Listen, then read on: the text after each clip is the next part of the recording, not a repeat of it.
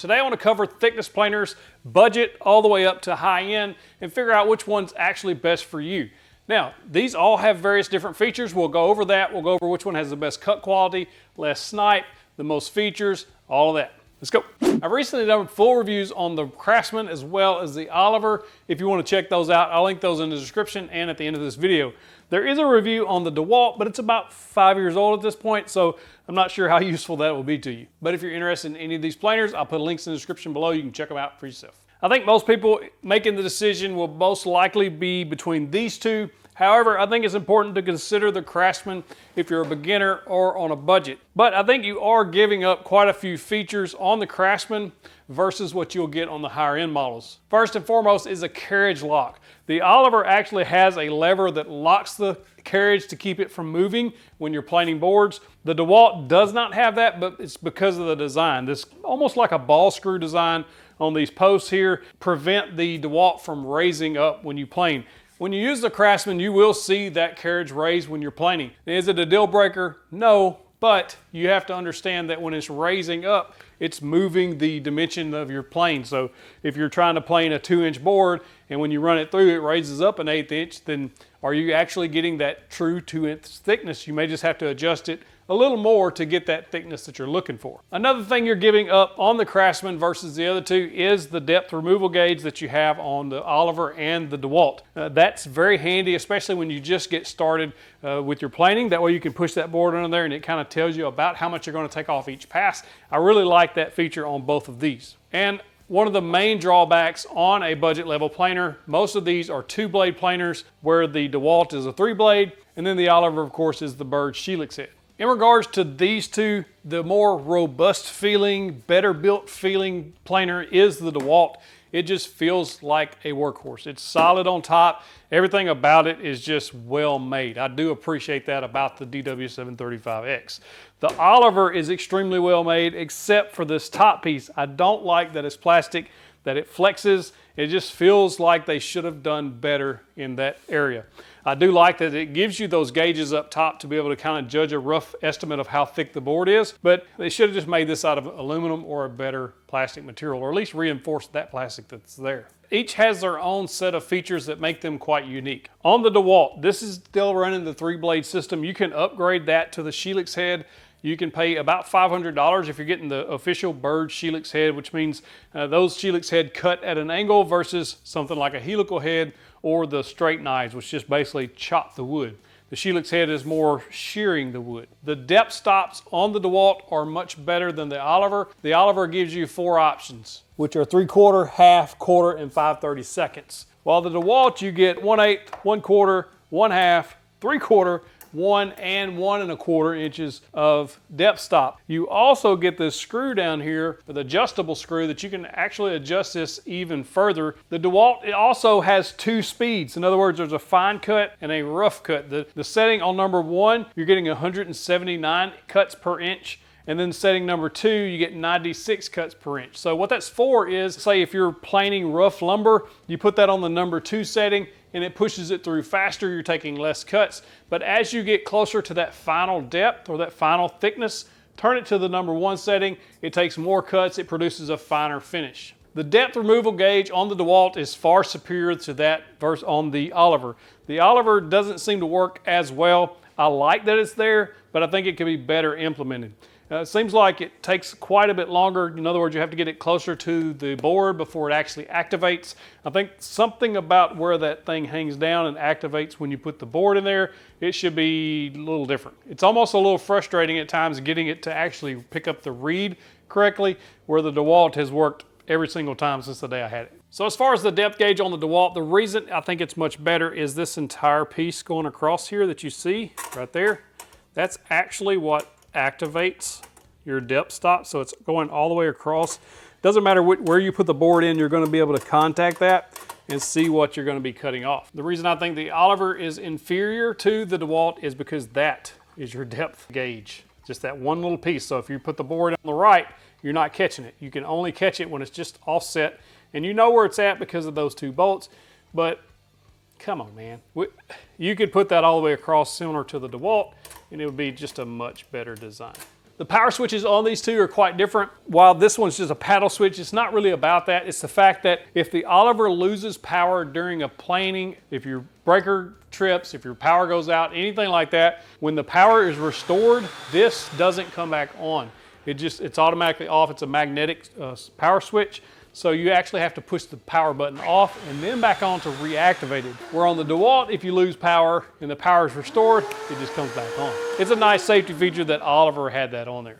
As far as depth gauges go, each one has an analog depth gauge. They're both easy to read. You can adjust the indicator to dial it in exact, and they both work well. The Oliver has the carriage lock, which is much appreciated versus that on the Craftsman, doesn't have one. The DeWalt simply doesn't need it. It's just the way that ball screw is, like I talked about before.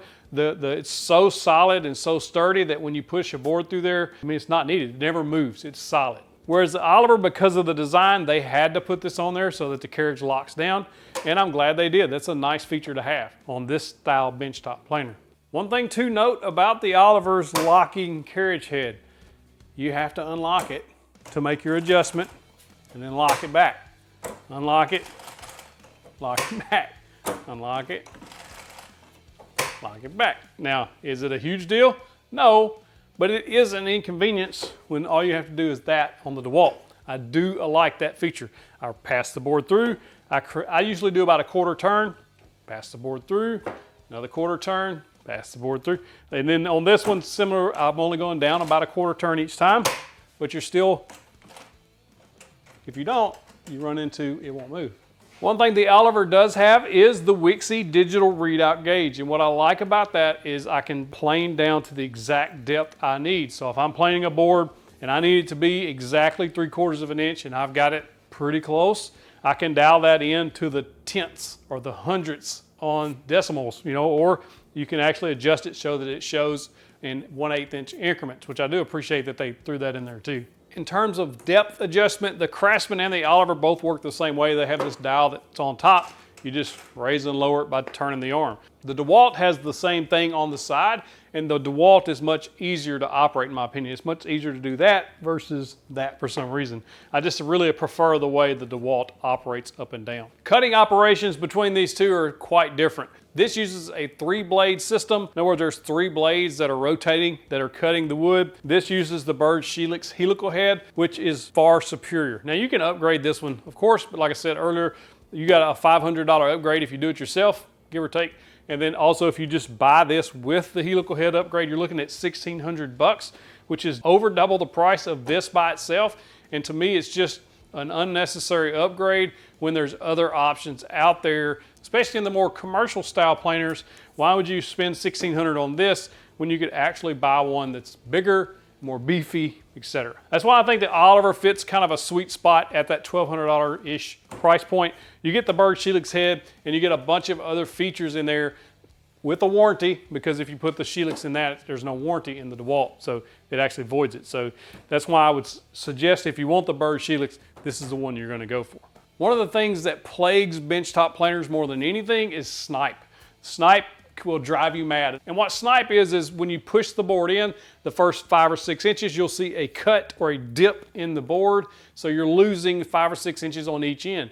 And if you're buying high-end wood, or sometimes even during pandemic wood, it's really expensive and you don't want to waste that much. The Craftsman suffered from it out of the box, and I was able to get most of it out just by adjusting the bolts that are under these tables that fold down. What you want actually is each table should be up about 1/8 inch more higher than the middle table. What that does is when the board goes through, it flattens it out and it helps eliminate the snipe. When I first got the DeWalt, I messed up because out of the box, when I put these tables on, I started messing with them and made them perfectly flat all the way through and through, and that's not what you do. You don't want to mess with that. These are just slightly different. There's bolts on the side that allow these tables to pivot up and down, and you can adjust them from there. It took me a while to get the snipe out of it once I introduced it, but now I rarely get snipe. Every now and then I'll still get a little. On the Oliver, I got 0 snipe if I lock the carriage down. If I leave it unlocked, then when I push the board through, I actually get a little bit of snipe, I'm assuming because the carriage is moving slightly. But when I lock that down, I get 0 snipe on pine or hardwoods. Cut quality, which one's gonna give you the best cut possible? The Craftsman's going to be the least of those. While it's still good, it does a good enough job. It's only got 2 knives, and should you nick a staple or a nail or something like that, then you're going to start seeing those lines coming down your board. Where the DeWalt, if you nick something like that, you still get those lines, but because you have 3 blades, it's less noticeable unless you really get it. The DeWalt has always produced a really nice finish on a board, especially when you set it to the #1 setting, because you're getting more cuts per inch. It's just a finer, nicer finish, which means less sanding. And the Oliver produces the finest finish out of these 3, simply because it's using the bird Helix head. That bird Helix is cutting at an angle again that's shearing those wood, and you're getting a finish that feels similar to what a 120 grit sanded finish will feel like, in my opinion. And that finer finish is one of the reasons you're paying for that bird Helix head, but another reason is, should you nick a nail or a staple or something like that and it damages one of those, you can simply loosen one of those screws and turn that one Helix head, or that one cutter head rather, and then tighten that back down, and then you're back in business within literally just a couple of minutes, where it takes you a little longer to start switching out blades on either one of those. So I had some of you wondering what the cut speed on all of these was. The only way I know to do that is we're going to do a test. I'm going to run this board through all 3 planers, the exact same board, same length. We'll just time it and see what happens.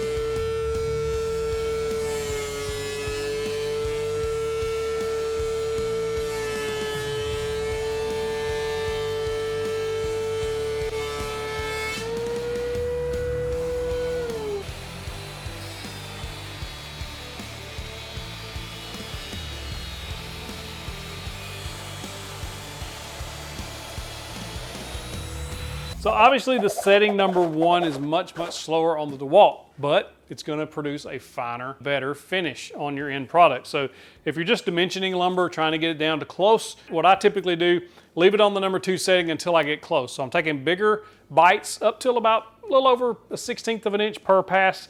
And then when I get really, really close, I'll crank that to #1 setting and then drop it to about a 32nd or less cut. And that just gives it a nice finished pass. Basically is how I do mine. It works extremely well for that. The finished product on the Oliver is the same no matter how many times you plane it. It's just a nice butter smooth finish. And that's what I do appreciate about that helical head, is how smooth that finish is. I mean, it's just butter. As far as how long it takes, this takes about the same amount of time as the #2 setting on this, but I may be off. We'll see the results. Another little nice add-on that the higher end planers are going to give you is onboard tool storage. The Oliver has the wrench right here on top that helps you change the blade, things like that, as well as the DeWalt has a very similar one. It's just a T-driver that stays with the machine. It's very handy because if they're not on there, you lose them. The Craftsman does have tool storage. My bad, right on top. It's so well hidden, I've missed it. One of the main reasons people get the benchtop style planers is space saving, and all of these are fairly compact. Now, a couple of annoyances I have. All 3 of these have beds that fold up. The Oliver's front will go all the way flush with the front, which is great, but the back does not. It just folds up against that, and should you bump it, move it, sometimes it doesn't stay up. It just, seriously, $1,200. You should do better. The DeWalt, you can fold the front up, nice. In the fully raised position too. This was all the way up. This one's all the way up.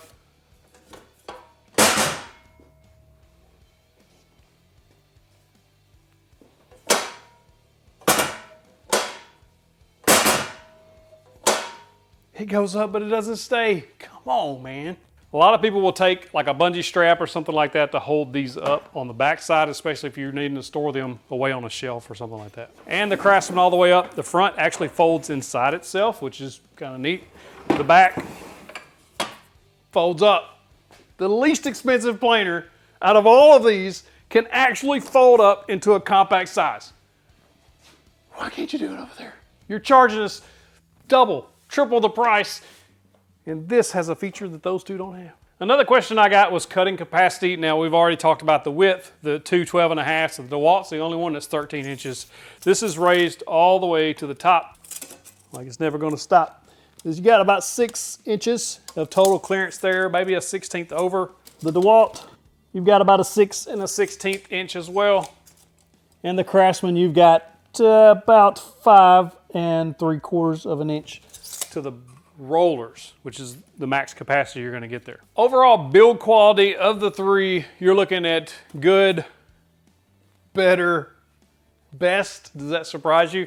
I think that the Oliver, a lot of times you think because it costs more, it's better built. In my opinion, this is a much better built machine than even the Oliver. And while that's not saying the Oliver is a bad built machine, I just think this is more robust, especially with the better, beefier plastic on top and just the way the beds are made, the whole 9 yards. I think that the Oliver is still a good machine, but what you're actually paying for with the Oliver is that bird helix head. If you want the helical head, you're gonna pay for it in one way or another. So you're giving a little trade-off to what I consider build quality, this flimsy top and things like that. So I will say that the bed on both the Oliver and the DeWalt are very good. They don't bend, they're not gonna warp, twist, anything like that.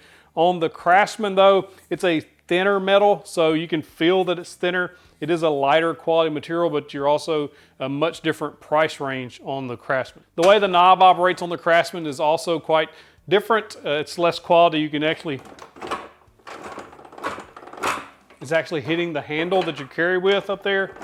And speaking of carry handle, you can't use that if the planer's all the way up because you can't get your fingers in there. It's kind of annoying. I also don't care for how the cord comes off the front of the Craftsman and then they come off the back of each of the Oliver and the DeWalt. It's just a minor annoyance because everything else comes out of the back like your dust collection. This is why I say the DeWalt is better built. It says no step. Just don't try this at home. But I'm confident enough that this isn't gonna break. It's not gonna hurt it. It's solid. I can even bounce on it a little bit. I'm not worried about it. If I step on that Oliver right in the middle, what do you think is gonna happen? Almost fell. I think it would break. And of course, this only has a thin bar running across, so I'm definitely not standing on the Craftsman. If you're on a budget or you're a beginner just starting out and you don't want to spend a ton on tools, I have no hesitation recommending this Craftsman planer. I think it's a good value for what you're getting. You are going to give up some of the features that you're getting on some of the top of the line brands, but that's really the case of any budget tool. But this will serve the purpose and get the job done for you if you're in need of a benchtop planer. Now you got to choose between the DeWalt and the Oliver depending on your budget and what you're wanting. If you want the best built machine, in my opinion, you're going to go with the DeWalt. It's just a solid machine. It's proven itself multiples of years now, not just with me, but with a bunch of other people. I don't know who could argue that. If you want to argue that, you can comment below and let me know why you think the Oliver is better built. But what you're actually getting with the Oliver are 3 key features. A, the bird helix helical head. You're paying for that puppy because they're expensive. 2, you're going to pay for that Wixie digital readout gauge. And that may not be important to some people, but some people really enjoy that feature, myself included. And D, the safety feature of that magnetic switch, I don't think you can discount too much. Now, this is $1,200. This runs about $650 most of the time. You can catch it on sale every now and then. I've put out deals on my website, 731woodworks.com/tool-deals. Check that daily because I post deals there every day. This has been as low as $5.99 in the last couple of months. So you can actually catch this on a pretty good deal, which would be half the price of this one. So it just depends on what you're looking for in a planer. Do I think this one's worth it? Yes, if you're in the market for a bird helix head with a planer that has a warranty. If you want to spend $1,600 and buy this one with the helix already installed, be my guest, but you're not going to have a warranty. That's kind of what you're trading off there. But if you're fine with a 3-blade knife planer, which I have been for 5 years now, it's perfectly fine. It's going to work just good, and you're still getting a solid machine for half the price. So my pick for most people is the DeWalt DW735X. If you have the budget and you want the helix head, go with the Oliver. If you like this video and you want to see the full review of the Oliver, click that box right there. Clicking the box gets you the big old virtual fist pump. Or you want the budget option Craftsman, check that one.